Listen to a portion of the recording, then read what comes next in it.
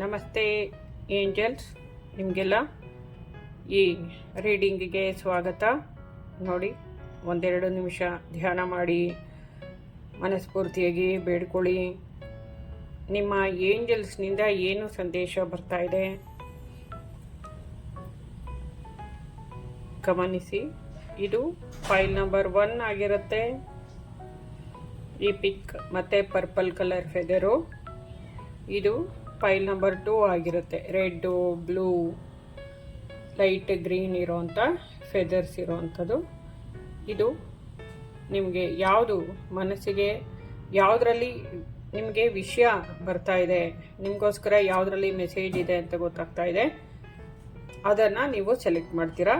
ಇದು file number 1, ಇದು file number 2 ಗಮನಿಸಿದ್ದೀರಾ. ನೀವು ಸೆಲೆಕ್ಟ್ ಮಾಡ್ಕೊಂಡಿದ್ದೀರಾ. ಕಣ್ಣು ಮುಚ್ಚಿ ಒಂದೆರಡು ಸೆಕೆಂಡ್ ಧ್ಯಾನಿಸಿ ಅಂತ ಅಂದ್ಕೊಳ್ತೀನಿ. ಸರಿ, ಈಗ ನಾವು ಫೈಲ್ ನಂಬರ್ 1 ರೀಡಿಂಗನ್ನು ಮಾಡೋಣ. ಈಗಾಗಲೇ ನಾನು ಕಾರ್ಡ್ಸನ್ನು ಶಫಲ್ ಮಾಡಿ ಇಟ್ಟಿದ್ದೀನಿ. ನಿಮಗೋಸ್ಕರ ಪ್ರಾರ್ಥನೆ ಮಾಡಿ ದೇವರ ಹತ್ರ ಬೇಡ್ಕೊಂಡು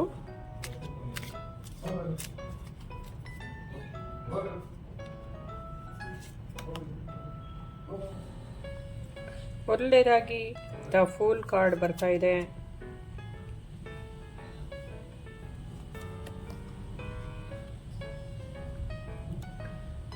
ಇದರಲ್ಲಿ ನಿಮ್ಗೆ ಏನು ಮೆಸೇಜ್ ಇದೆ ಅನ್ನೋದನ್ನ ಗಮನಿಸೋಣಂತೆ.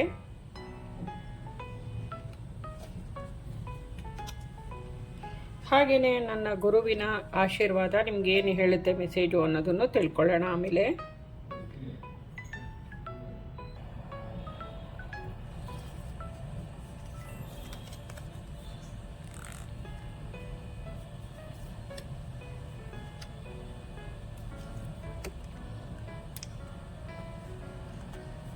ನೀವು ಮಾಡಬೇಕಾಗಿರೋದು ಇಷ್ಟೇ ಆಗಿದೆ.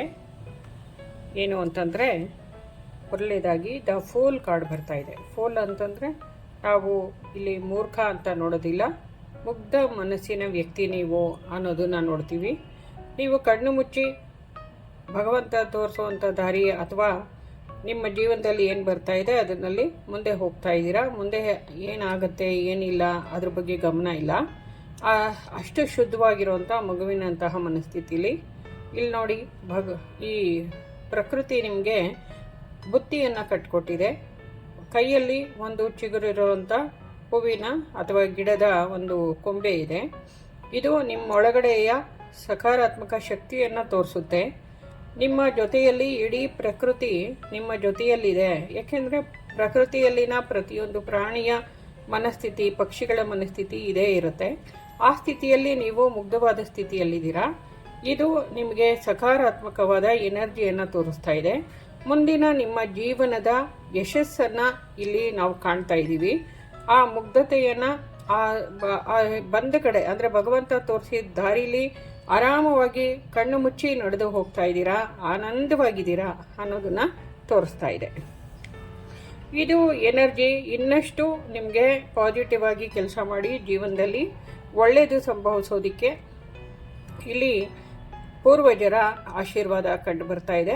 ಅವರ ಜೊತೆಯಲ್ಲಿ ಇನ್ನಷ್ಟು ಕನೆಕ್ಟ್ ಆಗಿ ಧ್ಯಾನದ ಮೂಲಕ ಅವರ ಆಶೀರ್ವಾದದ ಬೆಳಕನ್ನು ಸ್ವೀಕರಿಸಿ ಜೀವನದ ಎಲ್ಲ ಅಸಾಧ್ಯವಾಗಿರುವಂಥ ಕೆಲಸಗಳು ಸಾಧ್ಯವಾಗುತ್ತೆ ನಿಮ್ಮ ಕೈಲಿ. ಇವರ ಸಪೋರ್ಟಿಂದ ನೀವು ಜೀವನದ ಈ ಭೂಮಿ ಮೇಲೆ ಬದುಕಕ್ಕೆ ಬೇಕಾಗಿರುವಂಥ ಪ್ರತಿಯೊಂದನ್ನು ಪಡ್ಕೋಬಹುದಾಗಿದೆ ಅನ್ನೋದನ್ನ ತೋರಿಸ್ತಾ ಇದ್ದಾರೆ.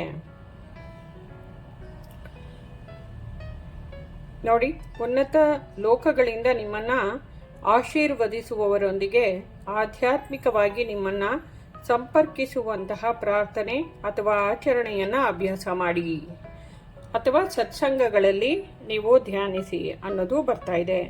ನಿಮ್ಮ ಮನಸ್ಥಿತಿಗೆ ತಕ್ಕಾಗಿ ಹೊಂದ್ಕೊಳ್ಳುವಂಥದ್ದು ನಮ್ಮ ಪೂರ್ವಜರು, ದೇವತೆಗಳು ಮಾತ್ರ.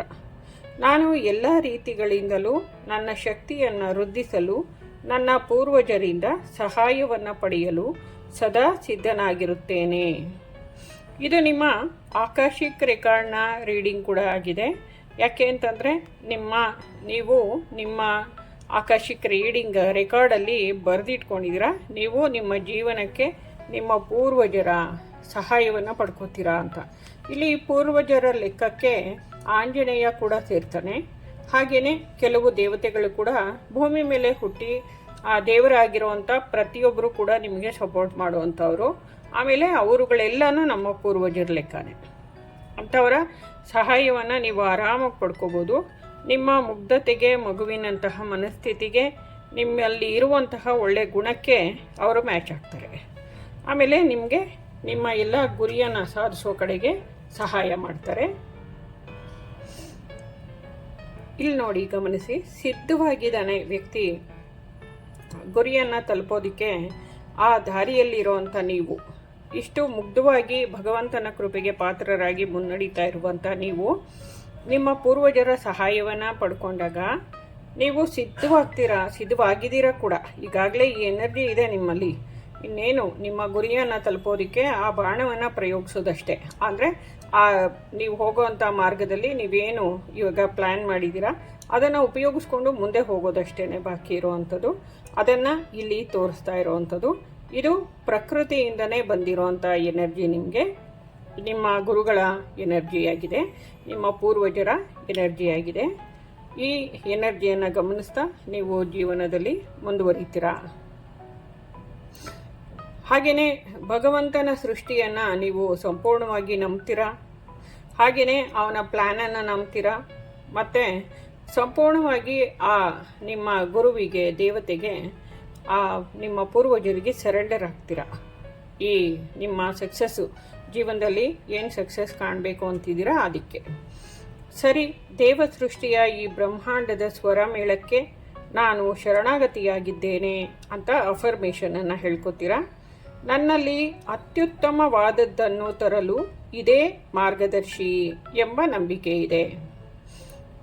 ಅಂದರೆ ನನ್ನ ಒಳಗಡೆ ಇರುವಂತಹ ಸ್ಕಿಲ್ಲನ್ನು, ನನ್ನ ಒಳಗಡೆ ಇರುವಂತಹ ಆ ಎಲ್ಲ ಜ್ಞಾನವನ್ನು ಹೊರಗಡೆ ತಂದು ನಾನು ಅಭಿವ್ಯಕ್ತಿಗೊಂಡು ಪ್ರಪಂಚದಲ್ಲಿ ನನ್ನನ್ನು ನಾನು ಮುಂದುವರಿಸ್ಕೊಂಡು ಆ ಏಳಿಗೆ ಕಡೆಗೆ, ಯಶಸ್ಸಿನ ಕಡೆಗೆ ಕರ್ಕೊಂಡೋಗೋದಕ್ಕೆ ಇದು ಮಾರ್ಗದರ್ಶಿಯಾಗಿದೆ.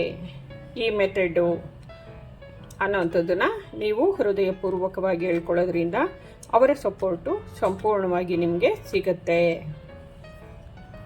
ಜೀವನದಲ್ಲಿ ನೀವು ಅದ್ಭುತವಾದದನ್ನು ಸಾಧಿಸಬೇಕು ಅಂತ ಮುಂದೆ ಹೋದಾಗ ಸ್ವಲ್ಪ ಏಳು ಬೀಳುಗಳು ಸಹಜ. ಇದುವರೆಗೂ ಆಗಿರೋವಂಥದ್ದೇ ಆಗಿರಬಹುದು ಅಥವಾ ಮುಂದೆ ಸಣ್ಣ ಪುಟ್ಟದು ಬರಬಹುದು. ಅದ್ರ ಬಗ್ಗೆ ನೀವು ಯೋಚನೆ ಮಾಡೋಷ್ಟಿಲ್ಲ. ನಿಮ್ಮ ಮಹಾನ್ ಗುರುವಿನ ಸಹಾಯ ನಿಮಗಿರೋದ್ರಿಂದ ನೀವು ಈ ಎಲ್ಲ ಅಡೆತಡೆಗಳ ಬಗ್ಗೆ ಯೋಚಿಸೋದು ಬೇಡ. ನೀವು ಮನಸ್ಸನ್ನು ನಿಗ್ರಹದಲ್ಲಿಟ್ಕೋಬೇಕು. ಸ್ವಲ್ಪ ಮೇಲೆ ಹೋದ ತಕ್ಷಣ ನಿಮ್ಮನ್ನು ನೀವು ಅಹಂಕಾರದ ಕಡೆಗೆ ತಗೊಂಡೋಗ್ಬಾರ್ದು. ಸ್ವಲ್ಪ ಜಾಗೃತರಾಗಿ ಮುಂದುವರೆದ್ರೆ ನಿಮ್ಮ ಎಲ್ಲ ಕನಸುಗಳು ಸಾಕಾರಗೊಳ್ಳುತ್ತೆ ಅನ್ನೋದು ನಿಮ್ಮ ಆಕಾಶಿಕ್ ರೆಕಾರ್ಡಿಂದನೇ ಬರ್ತಾ ಇರೋವಂಥ ವಿಷಯ ಆಗಿದೆ. ನೋಡಿ, ನಿಮ್ಮ ಆಕಾಶಿಕ್ ರೆಕಾರ್ಡಲ್ಲಿ ಇನ್ನೊಂದನ್ನು ನೀವು ಗಮನಿಸ್ತೀರಾ. ನಿಮ್ಮ ಕನಸುಗಳ ಮೂಲಕ ಕೆಲಸವನ್ನು ಮಾಡ್ಕೋತಾ ಇದ್ದೀರಾ. ಆದರೆ ನೀವು ನಿಮ್ಮ ಮನಸ್ಸಿನಲ್ಲಿರುವಂತಹ ಆಸೆಗಳು ನಿಮ್ಮ ಕನಸುಗಳೇ ಆಗಿದೆ. ಅದು ಒಂದು ರೀತಿಯಲ್ಲಿ ವಿಷಯ. ಆದರೆ ನಿಮಗೆ ಧ್ಯಾನದ ಮೂಲಕ ನೀವು ಧ್ಯಾನ ಮಾರ್ಗಕ್ಕೆ ಬಂದಿದ್ದರೆ, ಧ್ಯಾನ ಮಾಡೋದ್ರ ಮೂಲಕ ಸಾಧನೆಯನ್ನು ಮಾಡಿದರೆ, ಮತ್ತು ನಿದ್ದೆಯ ಮೂಲಕ ನಿಮ್ಮಲ್ಲಿ ಕನಸುಗಳು ಬರ್ತಾ ಇದ್ದರೆ ಅದನ್ನು ನೀವು ಸಾಕಾರ ಮಾಡ್ಕೋತಾ ಇದ್ದೀರಾ. ಅದ್ರ ಮೂಲಕ ನಿಮಗೆ ಅದು ತೋರಿಸ್ತಾ ಇದೆ, ಎಲ್ಲ ನಿಜ ಆಗುತ್ತೆ ನೀವು ಅಂದ್ಕೊಂಡಿರೋದು ಅನ್ನೋದನ್ನು ನಿಮ್ಮ ಕನಸು ಹೇಳ್ತಾ ಇದೆ. ಇನ್ನೊಂದು ಅರ್ಥದಲ್ಲಿ ಏನು ಹೇಳಬೇಕು ಅಂದರೆ, ನಾವು ಕನಸುಗಳನ್ನು ಕಾಣುವ ಮೂಲಕ ಆ ಎಲ್ಲವನ್ನು ಸಾಕಾರಗೊಳಿಸ್ಕೋಬೋದು, ನಿಜವಾಗಿಸ್ಕೊಳ್ಬಹುದು. ಅದು ನಿಮ್ಮಿಂದ ಸಾಧ್ಯ, ಅದು ನಿಮ್ಮ ಎನರ್ಜಿ, ಅದು ನಿಮ್ಮ ಶಕ್ತಿ ಅನ್ನೋದನ್ನು ಇಲ್ಲಿ ತೋರಿಸ್ತಾ ಇದೆ. ಈ ಎಲ್ಲ ಮಾರ್ಗದರ್ಶನದ ಮಾತುಗಳನ್ನು ನೀವು ಕೇಳಿಕೊಂಡಿದ್ದೀರಾ.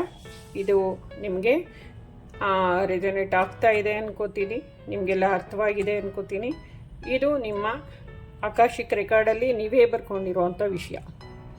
ಈಗ ಸದ್ಯಕ್ಕೆ ಪ್ರೆಸೆಂಟ್ ನಿಮ್ಮ ಪರಿಸ್ಥಿತಿಗೆ ಇದಿಷ್ಟನ್ನು ನೀವು ಯೂಸ್ ಮಾಡಿಕೊಂಡು ಮುಂದುವರಿಬೇಕು ಅನ್ನೋದು ಬರ್ತಾ ಇದೆ ಇಲ್ಲಿಗೆ. ಮುಂದಿನ ಏಳಿಗೆ ಯಶಸ್ಸು ನಿಮ್ಮ ಕೈಯಲ್ಲೇ ಇದೆ. ಇದಿಷ್ಟು ಫಾಲೋ ಮಾಡಿದ್ರೆ ನೀವು ಅಂದ್ಕೊಂಡಿರುವಂತಹ ಕನಸು ಕೆಲಸದಲ್ಲಿ ನೀವು ಏಳಿಗೆಯನ್ನು ಪಡ್ಕೋತೀರಾ, ಸಕ್ಸಸ್ಸನ್ನು ಕಾಣ್ತೀರಾ. ಇಷ್ಟು ವಿಷಯ ಆಗಿತ್ತು. ನಿಮ್ಮ ಗುರುಗಳು ಅಥವಾ ನಿಮ್ಮ ಪೂರ್ವಜರು ಅಥವಾ ನಿಮ್ಮ ಆಕಾಶಿಕ್ ರೆಕಾರ್ಡಲ್ಲಿ ಇರೋವಂಥ ವಿಷಯ ಆಗಿದೆ, ಅವ್ರು ಹೇಳಿರೋವಂಥ ವಿಷಯ ಆಗಿದೆ. ನಿಮಗೆಲ್ಲ ಒಳ್ಳೆಯದಾಗಲಿ, ಭಗವಂತನ ಕೃಪೆ ಇರಲಿ ಅಂತ ಹೇಳ್ತಾ ಎಲ್ರಿಗೂ ಧನ್ಯವಾದವನ್ನು ತಿಳಿಸ್ತೀನಿ. ಈ ಫೈಲ್ ನಂಬರ್ 1 ರೀಡಿಂಗನ್ನು ಮುಗಿಸ್ತಾ ಇದ್ದೀನಿ. Thank you. ನಮಸ್ತೆ ಏಂಜಲ್ಸ್. ಫೈಲ್ ನಂಬರ್ 2, ಯಾರು ಈ ಕೆಂಪು ಕಲರ್ ಮತ್ತು ಬ್ಲೂ ಕಲರ್, ಈ ಲೈಟ್ ಕಲರ್ ಇರೋವಂಥ, ಈ ಲೈಟ್ ಗ್ರೀನ್ ಇರೋವಂಥ ಫೆದರನ್ನು ಆರಿಸ್ಕೊಂಡಿದ್ರಿ, ಇದು ನಿಮ್ಮ ರೀಡಿಂಗ್ ಆಗಿದೆ. ಫೈಲ್ ನಂಬರ್ 2 ರೀಡಿಂಗ್ ಈಗ ಸ್ಟಾರ್ಟ್ ಮಾಡೋಣ. ನೀವು ನಿಮ್ಮ ಏಂಜಲ್ಸ್ ಹತ್ರ, ನಿಮ್ಮ ಗುರುವಿನ ಹತ್ರ ಪ್ರಾರ್ಥಿಸಿ.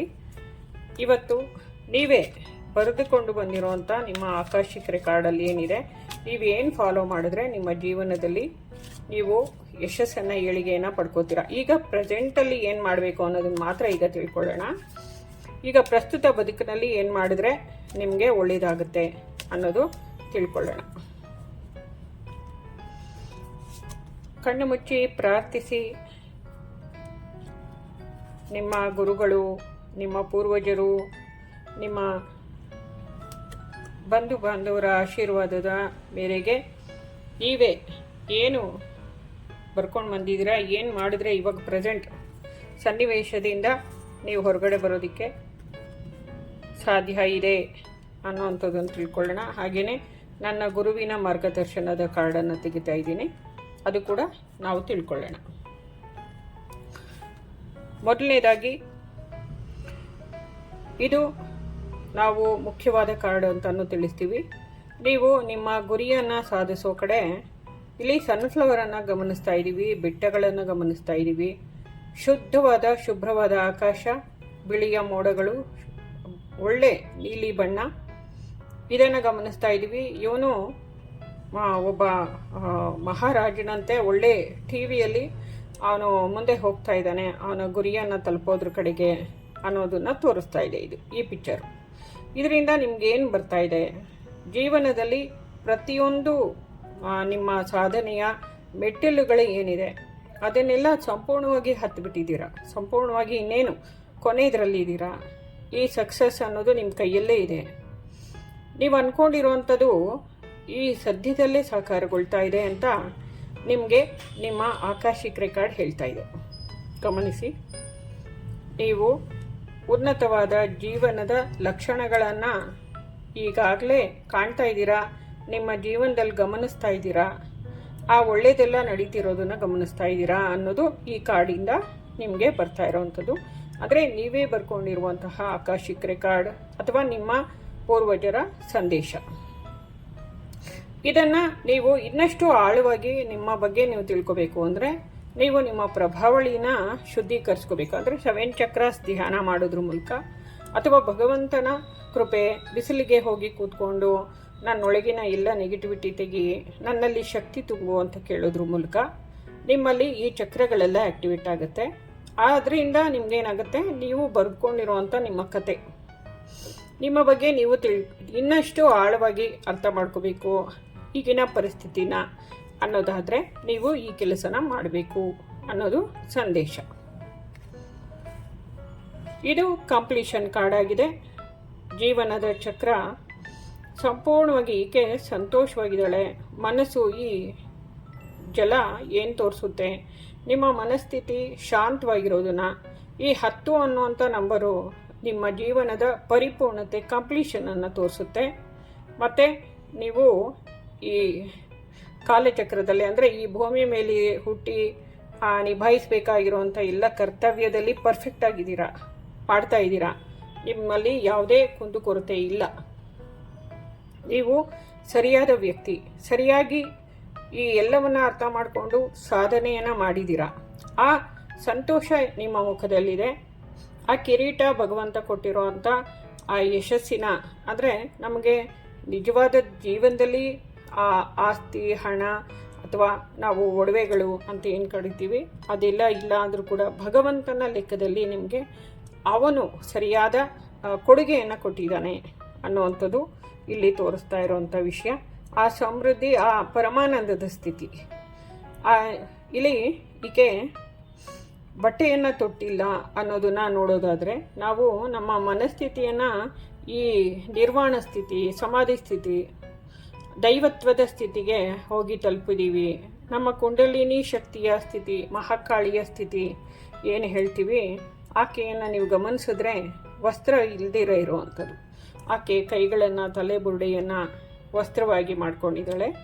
ಆ ರೀತಿಯ ಉನ್ನತವಾದಂತಹ ದೈವತ್ವದ ಸ್ಥಿತಿಯನ್ನು ನೀವು ಪಡ್ಕೊಂಡಿದ್ದೀರಾ ಅಂತ ತಿಳಿಸ್ತಾ ಇದೆ. ಇನ್ನಷ್ಟು ಈ ಎನರ್ಜಿ ನಿಮ್ಮಲ್ಲಿ ಜಾಸ್ತಿ ಆಗೋದಕ್ಕೆ, ಅಂದರೆ ಪ್ರಸ್ತುತ ಬದುಕು ನಿಮ್ಮ ಆಕಾಶಿಕ ರೆಕಾರ್ಡಿಂದ ಇದನ್ನು ತೋರಿಸ್ತಾ ಇದೆ, ಈ ಸ್ಥಿತಿಯಲ್ಲಿ ಇದ್ದೀರಾ ಅಂತ. ಇನ್ನಷ್ಟು ಎನರ್ಜಿಯುತವಾಗಿ ಈ ನಿಮ್ಮ ಇಷ್ಟು ಸುಂದರವಾಗಿರುವಂಥ ನಿಮ್ಮ ಎನರ್ಜಿ ಇನ್ನಷ್ಟು ದ್ವಿಗುಣಗೊಳ್ಳೋದಕ್ಕೆ ನೀವು ಸೇವೆಯನ್ನು ಸಲ್ಲಿಸಿ ಅನ್ನೋದು ಬರ್ತಾ ಇದೆ. ಅನ್ನದಾನ ಮಾಡುವಂಥದ್ದು ಅಥವಾ ನಿಮ್ಮ ಕೈಲಿ ಎಷ್ಟಾಗುತ್ತೋ ಅಷ್ಟು ಸೇವೆಯನ್ನು ಸಲ್ಲಿಸುವಂಥದ್ದು ಇದೆ ಅಂತಲ್ಲ. ಇತರರಿಗೆ ಸಹಾಯ ಮಾಡುವ ಮತ್ತು ಸೇವೆ ಸಲ್ಲಿಸುವ ಮೂಲಕ ನಾನು ಉತ್ತಮ ಮನುಷ್ಯನಾಗುತ್ತಿದ್ದೇನೆ ಅಂತ ಹೇಳ್ಕೋಬೇಕಾಗಿದೆ ಅನ್ನುವಂಥದ್ದು ಬರ್ತಾ ಇದೆ.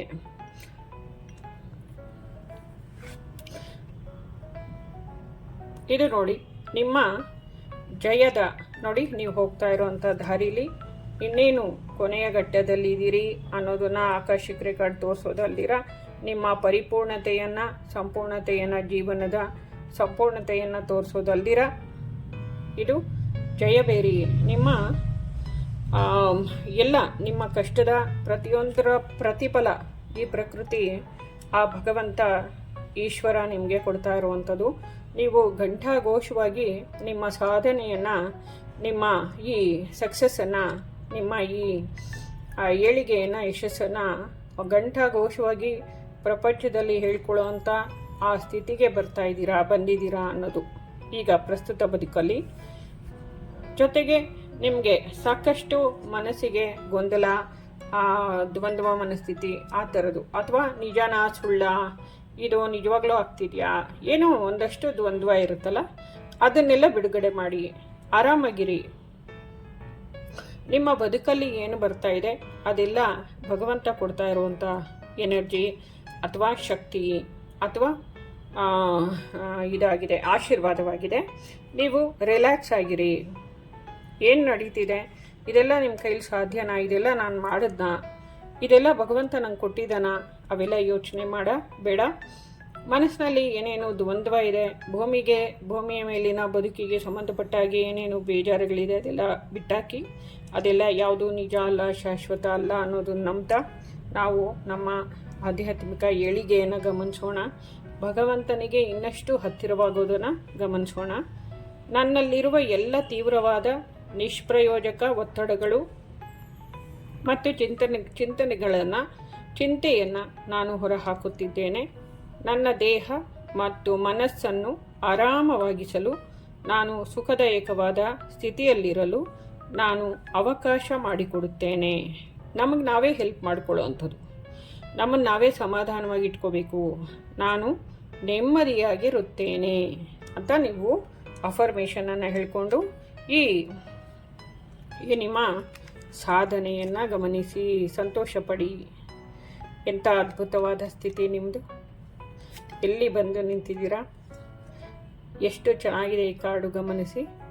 ಈ ಎಲ್ಲ ಅದ್ಭುತಗಳನ್ನು ಸಾಧಿಸಿರುವ ನೀವು ಈ ಎಲ್ಲವನ್ನು ಬಿಟ್ಟು ಇದಿಷ್ಟನ್ನು ಮಾಡ್ಕೋತಾ ನೆಮ್ಮದಿಯಾಗಿ ಬದುಕಿ ಅಂತ ಹೇಳ್ತೀನಿ. ಭಗವಂತ ನಿಮ್ಗೆ ಒಳ್ಳೇದು ಮಾಡಲಿ, ಎಲ್ಲವೂ ಒಳಿತಾಗಲಿ. ಹೀಗೆ ಹೇಳ್ತಾ ಈ ಫೈಲ್ ನಂಬರ್ 2 ಕಾರ್ಡಿನ ರೀಡಿಂಗನ್ನು ಮುಗಿಸ್ತಾ ಇದ್ದೀನಿ. ದೇವರು ಒಳ್ಳೇದು ಮಾಡಲಿ, ಒಳ್ಳೆಯ ಬದುಕನ್ನು ಕಾಣ್ತಾ ಇದ್ದೀರಾ. ಧನ್ಯವಾದ. Thank you file number 2. ಧನ್ಯವಾದ.